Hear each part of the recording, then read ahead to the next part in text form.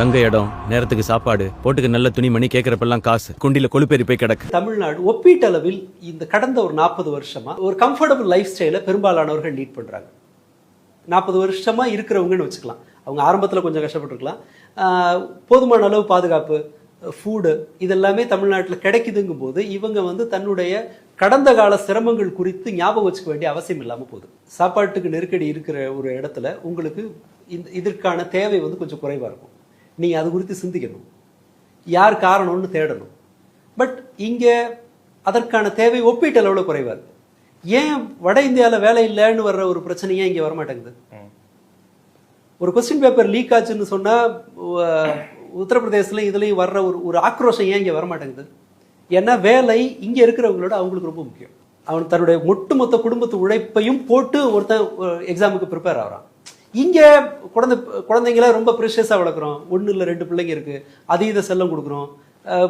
மற்றபடி கவர்மெண்ட்டோட சப்போர்ட் இருக்குது. நீங்கள் கஷ்டப்பட்டு ஒரு இதை வாங்க தேவையில்லை. அங்கெல்லாம் என்ஜினியரிங் சேர்றதுங்கிறத மலைப்பான விஷயம். இங்கே அந்த காலேஜில் இருந்தாலும் இந்த காலேஜில் ஆக்கிடலாம். அண்ட் கடந்த 20 இயர்ஸில் இன்னும் சிரமங்கள் வந்து கணிசமாக குறைஞ்சிருச்சு.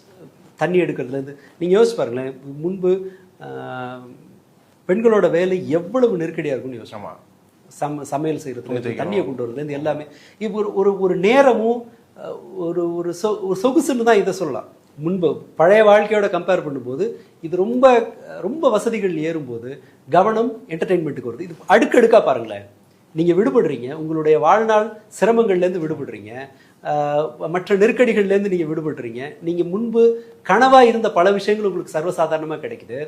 இப்படியெல்லாம் கிடைக்குதுங்கும் போது உங்களுக்கு அந்த நேரத்தில் உங்களை எக்யூப் பண்ணிக்கிறதுக்கு எல்லாம் இருக்கும்போது என்டர்டெயின்மெண்ட்டும் சேர்ந்து வருது. என்டர்டெயின்மெண்ட் அது ரொம்ப ஈஸியாக இருக்குது, உட்கார்ந்த இடத்துல நடக்குது. அப்போது இவர்கள் அதுக்கு அடிக்ட் ஆகிறதுக்கான வாய்ப்பு ரொம்ப அதிகம். அப்படி அடிமையாகிறாங்க, ஃப்ரீயாக இருக்காங்க, அடிமையாகிறாங்க. அடிமையான பிறகு அந்த மூளை வந்து மேற்கொண்டு இப்படிப்பட்ட ஒரு கண்டென்ட்டை தேடுது.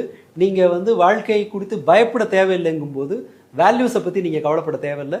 வேல்யூஸை பற்றி கவலைப்பட தேவையில்லைங்கும் போது எல்லாத்தையும் விளையாட்டாக பார்க்குற ஒரு பண்பு வருது.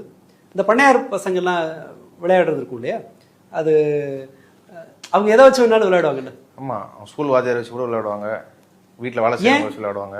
ஏன்னா அதோட டேமேஜ் பற்றி அவனுக்கு கவலை இல்லை, கொடுக்க போகிற விலையை பற்றின கவலை எதுவும் இல்லை இல்லையா.